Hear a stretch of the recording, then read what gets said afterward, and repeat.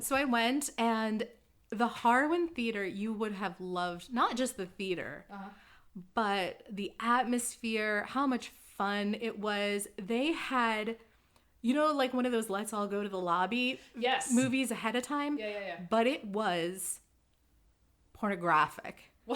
Like the hot dogs were having sex with like the other hot dogs, and I'm not kidding. Like so like they had a specially made. Like I don't know where they got it, but that's what they showed every week until it broke. They borrowed it from the Forum on Market Street, Yeah, like they also had, for some reason, because we all loved to yell, because you love to yell at the screen, that's what you're there for. But they also had this not old, it wasn't even, I don't know when it's from because I can't find it, Dr. Pepper commercial. Oh, okay. And it was, I guess, meant to be shown before movies, but I can't find it anywhere. And it also has a Dr. Pepper song that I can't find anywhere.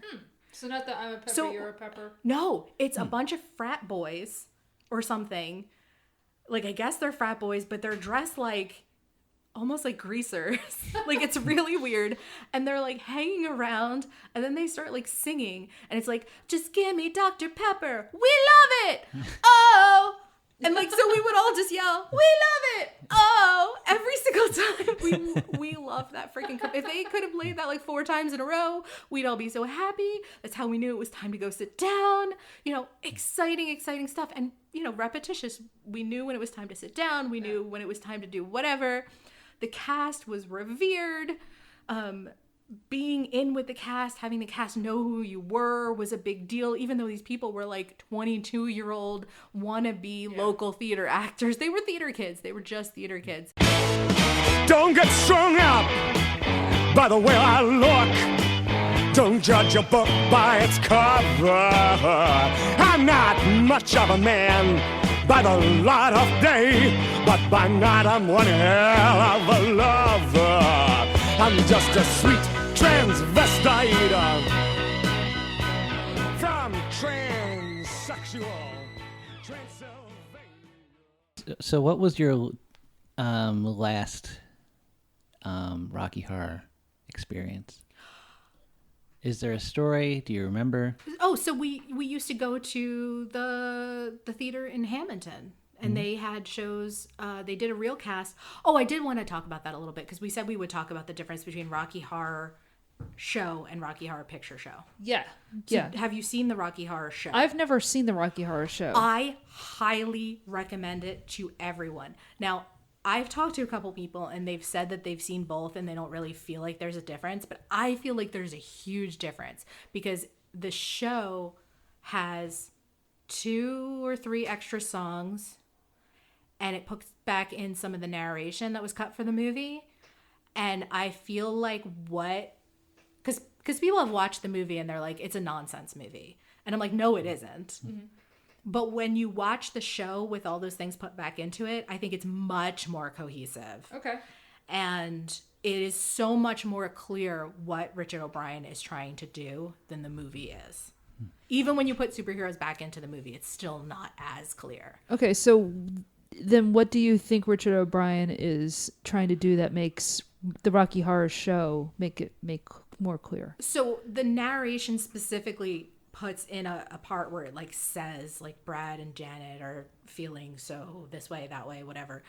But Brad has a song that's cut called Once in a While, which I think was recorded for the movie. So I think it's on one of my CDs or something. Okay. It's a beautiful ballad. And it gives Brad his own song, which he doesn't have in the movie. Yeah. But also it gives you that really strong sense of who he is in a way that the movie just like is like, here's a stereotype of a repressed man. You know what I mean? Like he doesn't get depth and then he gets like sexually assaulted. Boom, done. Yeah. The song is really poignant and really shows a lot of his insecurities. And I think between that, superheroes, and then those little chunks of narration that are just, they're just so literal. Okay.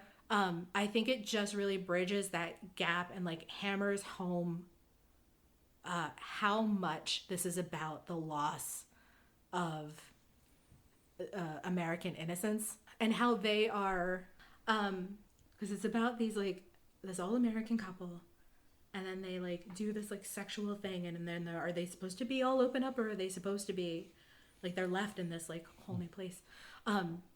I really think that it's about, you know, this couple. They are, you know, all American, they're a little repressed, and then they have this like wild sexual experience, which is kind of supposed to relate to, you know, free love and all this other stuff. And then at the end, they're sort of shell shocked, which is not really a term we use anymore, but you know what I mean? Yeah. And that it's supposed to reflect like the 50s into the 60s and the 70s. And it's like, here we are now. What do we do? What the movie removes is the full sense of the way that Brad and Janet move through this emotionally. Okay. And that's why people watch this and they're like, it's just some like random sex comedy where like all these Frankenstein things happen and whatever. And it's like I watched the show and I was like listening to the added in narration, and I'm like, wow, he is straight up telling you like how everybody feels and what's going on, and because of that, you're like, oh, instead of like half an arc, a break, and then another half an arc, you have a full arc. Yeah. And it doesn't necessarily like reinforce the metaphor anymore, which is why I think they feel fine cutting it for the movie. Uh-huh. But what it does do is it makes you feel like the emotional arc is so much more satisfying. That's why I recommend that people go see the stage show. Okay. And like I said, I have had friends who have gone to see the stage show and they were like, I don't feel there's any huge difference. And I'm like, oh, huh. Maybe I'm way too into this.